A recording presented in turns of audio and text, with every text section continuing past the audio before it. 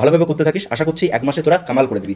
হয়তো অসুবিধা কিছু রয়েছে যে পড়াশোনা করিসনি, বাট এই 1টা মাস যদি খুব ভালোভাবে ধরে থাকিস তাহলে কিন্তু তোদের নিজেদের চোখে নিজেরা অনেক বড় হয়ে যাবে। অ্যাসিওর করে দিচ্ছি যে এই জায়গাটাতে আমরা এমনভাবে এই 1টা মাসকে তোমাদেরকে রেডি করবো যাতে 25+ মাস গ্যারেন্টেড আসবে।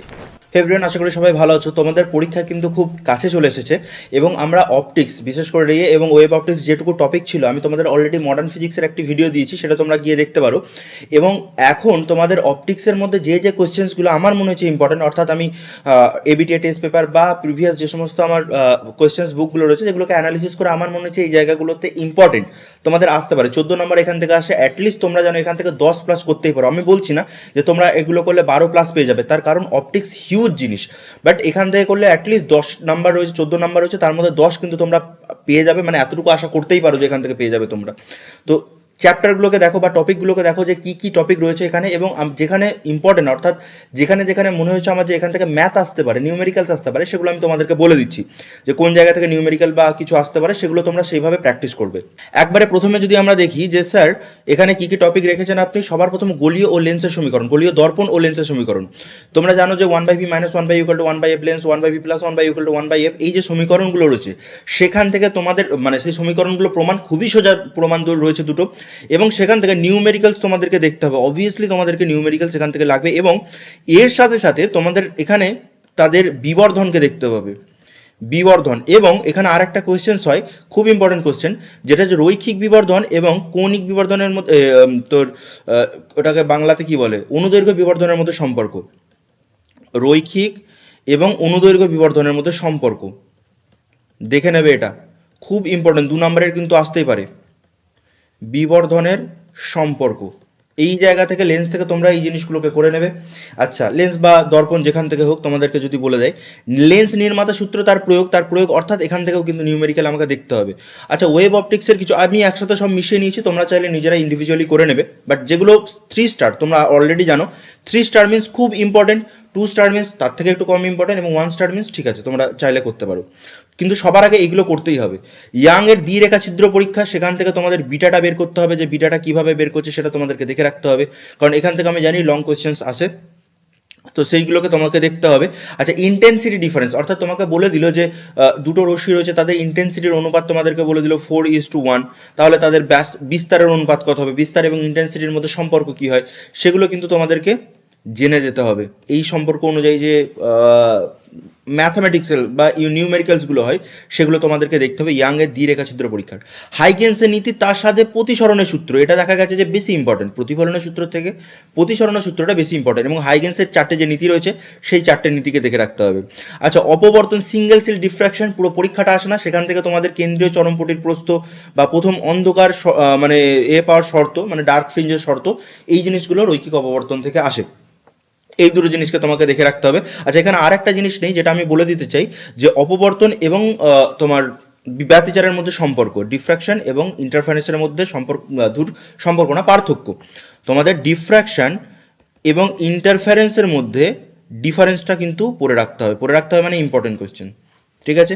আচ্ছা, প্রিজমের ন্যূনতম চ্যুতি এবং প্রতিসরণের সূত্র, তোমরা জানো ন্যূনতম চ্যুতির সাথে প্রতিসরণের একটা সম্পর্ক রয়েছে, সেটা করতে হয়। পোলারাইজেশন কি জিনিস, এই পোলারাইজেশন থেকে ব্রেস্টার এবং ম্যালুসের সূত্র তোমার পড়তে হয়। ম্যালুসের সূত্র অবভিয়াসলি আমাদের ওয়েব অপটিক্সের জিনিস, বাট তাও এখানে ওয়েব অপটিক্স অর্থাৎ আমাদের ওই বিস্তার এবং এটা নিয়ে যে রয়েছে তোমার ইন্টেন্সিটি নিয়ে যে সম্পর্কটা রয়েছে সেটাকে দেখে রাখতে হবে। তোমরা এই মালুস লটা এখান থেকে পেয়ে যাবে, তোমার ব্রেস্টার ল এবং মালুস ল তোমরা ওয়েব অপটিক্স থেকে পেয়ে যাবে দুটো। সমবর্তন আমাদেরকে দেখে রাখতে হবে কি জিনিস কিভাবে হয়।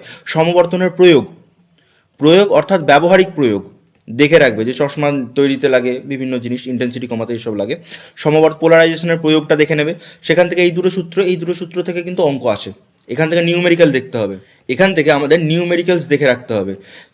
অপটিক্স তোমরা জানো যে অপটিক্স ন্যাচারালি বড় চ্যাপ্টার্স, মানে অপটিক্সের পুরো পার্ট যদি আমি নিই, কারণ খুব মানে ঘিঞ্জি চ্যাপ্টার এবং অনেক বড় চ্যাপ্টার, তো আমাদেরকে পিক করে নিতে হবে যে কোন জিনিসগুলো আমাদের ইম্পর্টেন্ট। সবকিছু করতে গেলে এই মুহূর্তে আর 1 মাস টাইম রয়েছে, মানে মাথা থেকে পুরো সবকিছু বেরিয়ে যাবে, তো চাপ প্রচুর পড়ে যাবে।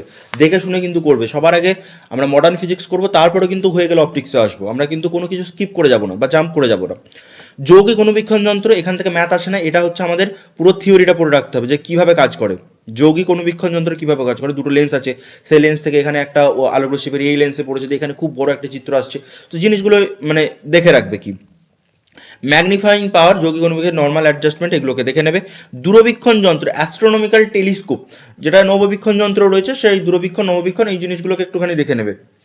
লেন্সের দুটি অবস্থানের পদ্ধতি, এখানে আমি তোমাকে বলবো যে লেন্সের একটা থিওরি তোমরা পড়েছিলে যে লেন্সকে দুটো বিভিন্ন অবস্থানে রাখা যায়, দিয়ে 4-5টা থিওরি এরকম দিয়েছে যে প্রতিবিম্ব তৈরি হবে পর্দাতে দুটো অবস্থানের জন্য, তাহলে এফ ইকুয়াল টু একটা বের করতে দেবে তোমাদেরকে, ফোকাসটা এরকম হবে যে M1 M2 দিয়ে একটা রয়েছে, বা রুট ওভার I1 I2, এই যে জিনিসগুলো মানে পুরো 4-5টা থিওরি একসাথে রয়েছে তোমরা দেখবে লেন্সের, সেগুলো কিন্তু খুব ইম্পর্টেন্ট। আমি বলবো এই জিনিসটা অবশ্যই করে যেতে পারো, কারণ এখান থেকে একটা কোশ্চেন আসার প্রবাবিলিটি ভীষণ ভীষণ বেশি, 90% প্রবাবিলিটি রয়েছে যদি এই থিওরিগুলো করে যাও। সেখানে 4-5টা মানে পরপর থিওরি রয়েছে, সেই 4-5টার মধ্যে যে কোনো একটা আসবে, সেখান থেকে ম্যাথামেটিক্স আসবে না, সেখান থেকে অনলি থিওরি আসবে। বিবর্ধন, রৈখিক ও কৌণিক অলরেডি সেখানে বলে দিয়েছি আমি, দা 3 স্টারে রয়েছে, ঠিক আছে, অসুবিধা নেই। অভ্যন্তরীণ পূর্ণ প্রতিফলন এবং optical fibre obviously important. Optical fibre যেটা ক্ল্যাডিং, তোমার কোর ক্ল্যাডিং, বাফার আবরণ, এইগুলো রয়েছে, গঠনটা থাকবে তোমার অপটিক্যাল ফাইবারের গঠন, তার ব্যবহার। অভ্যন্তরীণ পূর্ণ প্রতিফলন কি, এখানে মাছের চোখের দৃষ্টিক্ষেত্র, যেটা এখানে লেখা নেই বাট মাছের চোখের দৃষ্টিক্ষেত্র, এই কোশ্চেনটাও কিন্তু আমাদের ইম্পর্টেন্ট, যে মাছের চোখের দৃষ্টিক্ষেত্রটা নির্ণয় করো। আমি লিখে দিচ্ছি, মাছ এর চোখ এর দৃষ্টিক্ষেত্র, দৃষ্টিক্ষেত্র এটা অভ্যন্তরীণ পূর্ণ প্রতিফলনেরই একটা ছোট জিনিস, but this is the most important thing, এটা কিন্তু খুব খুব ইম্পর্টেন্ট হবে। এবার হচ্ছে ফ্রিঞ্জ উইথের পরিবর্তনের প্রভাব ডি ল্যামডা এইসবের উপর। তো ঠিক আছে, এটা মানে অতটাও না, বাট এইগুলো যেগুলো বলছি অভ্যন্তরীণ পূর্ণ প্রতিফলন কিন্তু খুব ইম্পর্টেন্ট। সাইন ইনভার্স 1/μ হচ্ছে কিভাবে, তোমার কোনটা অভ্যন্তরীণ পূর্ণ প্রতিফলনের আগে সংকট কোণ আসে, সংকট কোণটাও তোমাদেরকে দেখে নিতে হবে, সংকট কোণ। এবং এই জায়গাগুলোকে তুমি স্ক্রিনশট নিয়ে নাও তোমরা, কারণ এগুলোকে অ্যাটলিস্ট যা কিছু আমরা পড়তে স্টার্ট করছি না এই মুহূর্তে, এগুলোকে পড়তেই হবে। মানে এরকম বলছি না যে এটা ডাইরেক্ট এটা পড়েই চলে যাওয়া, আর কিছু পড়াশোনা করতে হবেই না তোমাদেরকে, এরকম কিছু না। কেউ জানে না, তুমিও জানো না, আমি জানি না যে কি কোশ্চেন্স আসবে, বাট মোস্ট প্রবাবল, কারণ এই টাইমে এসে আমি তো বসে যদি গোটা বইটা পড়তে শুরু করি, তাহলে না আমি ওইদিকে থাকবো না এইদিকে থাকবো। তো মোস্ট প্রবাবল যে 80 থেকে 90% যে চান্স রয়েছে যে কোশ্চেন্সগুলো আসার, সেগুলোকে আগে করে নিই, সেগুলো ডিসকাস করে নিই, তারপর না হয় বাকি জিনিসে যাবো। আচ্ছা, এখানে তোমাদের ছোট্ট একটা অ্যানাউন্সমেন্ট আছে। আমি অলরেডি তোমাদের লাইভ ক্লাস নিচ্ছি বা লাইভ ক্লাস নেবো এই সপ্তাহ থেকে, সামনের সপ্তাহ থেকে নেবো, তোমাদের রুটিনটাও আমি দিয়ে দেবো, বাট তার সাথে একটা ছোট্ট যেটা একবারে করা হচ্ছে, যেটা হচ্ছে একটা বাউন্স ব্যাক সিরিজ। অর্থাৎ যাদের, আমি বলছি না যে প্রত্যেকে জয়েন হতে হবে, এটা একটা কোর্স যেটা আমরা অলরেডি লঞ্চ করছি, সেই কোর্সের কি কি ফিচার্স আছে আমি বলে দেবো, বাট এখানে আমরা একটা জিনিসকে অ্যাসিওর করে দিচ্ছি যে এই জায়গাটাতে আমরা এমনভাবে এই একটা মাসকে তোমাদেরকে রেডি করবো যাতে 25+ মাস গ্যারেন্টেড আসবে। এই গ্যারেন্টেড কথাটা স্যার কিভাবে আপনি বলছেন, এটা তো বলা যায় না। তার কারণ আমি যেভাবে তোমাদেরকে মেন্টরশিপ দেবো বা যেরকম আমি জানি, এটা আমাদের অফলাইনে চলেই, এই প্রত্যেক বছর এইটা অফলাইনে চলে, বাট এবছর প্রথম অনলাইনে করছি, কারণ এবছরই আমি অনলাইনে এসেছি, আগে আমি অফলাইনেই করাতাম। তো এই বছর এই যে শেষের কিছু একটা মাস, এই শেষের একটা মাসে অলরেডি আমরা মোটামুটি জানি যে কি কি ওভারভিউ হয়, কিরকম কোশ্চেন আসতে পারে, কিভাবে অ্যান্সার তৈরি করা উচিত, কারণ অফলাইনে এর আগে এমসিকিউ ছিল না, এগুলোই ছিল। তো অ্যান্সার কিভাবে তৈরি করা উচিত সবকিছু জানা রয়েছে। তো তোমরা যদি কোর্সটা নাও তাহলে অ্যাটলিস্ট এইগুলো হেল্প হবে, কারণ এখানে ইম্পর্টেন্ট কি স্যার, আপনি যে বললেন ইউটিউবে আপনি পড়াবেন, এখানে যেটা সব থেকে ইম্পর্টেন্ট সেটা হচ্ছে তোমার 1-to-1 মেন্টরশিপ। অর্থাৎ আমি তোমাদের সাথে বসবো, শুধু ক্লাস না, ক্লাসের শেষে তোমাদের ফিডব্যাক। ক্লাস মানে কিরকম ক্লাস স্যার, লাইভ ক্লাস লিখেছেন 3টে করে লাইভ ক্লাস হবে উইকে, লাইভ ক্লাস শুধু বসে বসে থিওরি বসে বসে পড়বো না, আমরা গোটা যে 35 করে কোয়েশ্চেন সিলেক্ট করবো প্রত্যেকটা চ্যাপ্টার থেকে, একবারে প্রথম থেকে শুরু করবো, তোমাদের কনসেপ্ট বোঝাবো, কোয়েশ্চেন থাকবে, তার সাথে অ্যান্সার কিভাবে লিখতে হয় সব কিছু করে তোমাদেরকে র্যাপ করে দেবো, যে এই হচ্ছে চ্যাপ্টারের র্যাপ।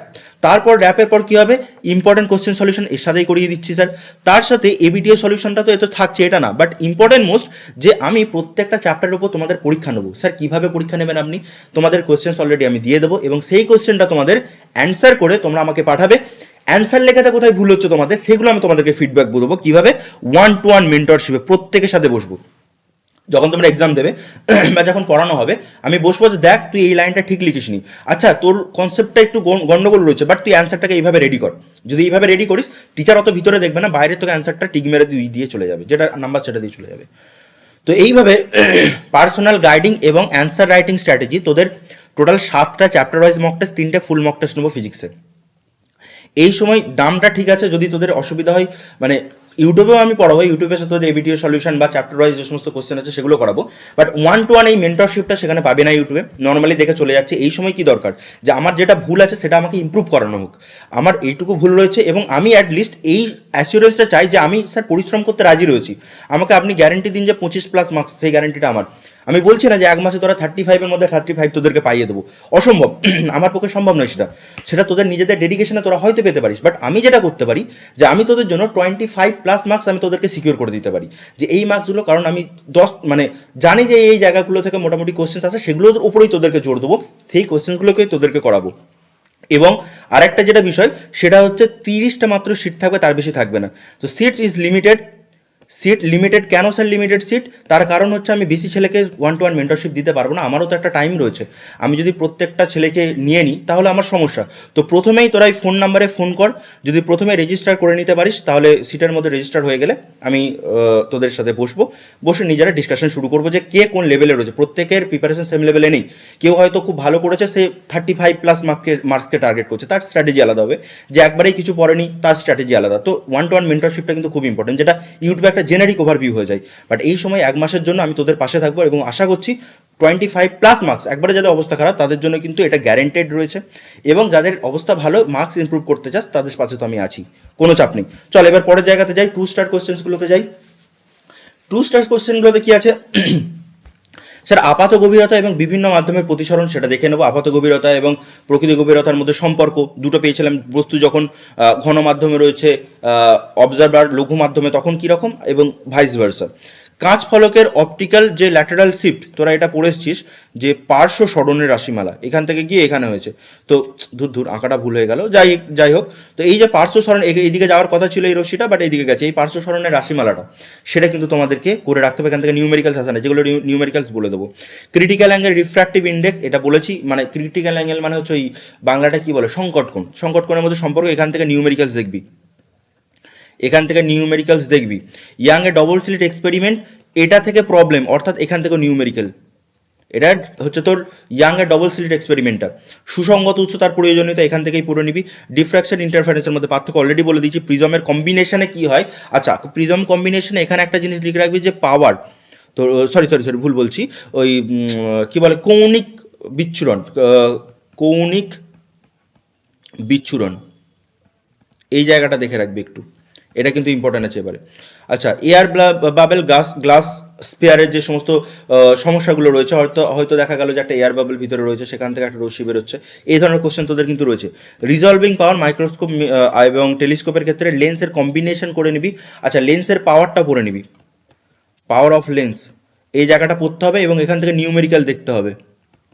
আমি জানি যে একটু বেশি হয়ে যাচ্ছে চ্যাপ্টার, কারণ আছেই এতগুলো, তার মধ্যে থেকে বাছাটাও তো মুশকিল। এবার 1 নম্বর যেটা রয়েছে, বানানটা ভুল আছে, যাই হোক। ফ্রন অপেরেখা, তার গুরুত্ব, অপবর্তন ব্যতিচারের যে সংজ্ঞাগুলো সেগুলো দেখে নেবে। পোলারাইজড এবং আনপোলারাইজড লাইট কি জিনিস সেটা দেখবে।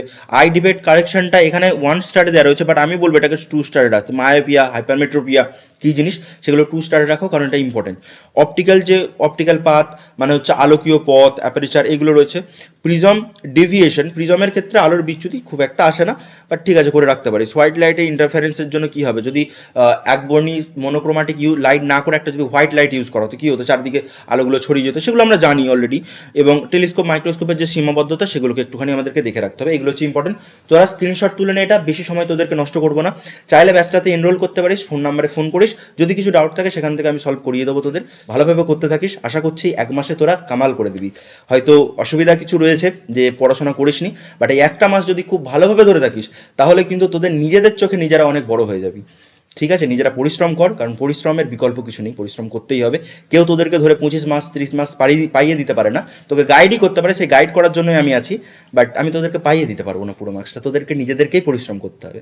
ঠিক আছে, ক্লাসে জয়েন হও, আমাদের পেড ব্যাচ হয়, পেড ব্যাচে দেখা হচ্ছে ওখানে, তোদের পার্সোনালি গাইড করবো, ওখানে আলাদা আলাদা স্ট্র্যাটেজি বানাবো প্রত্যেককে বসিয়ে। ঠিক আছে, চল টাটা।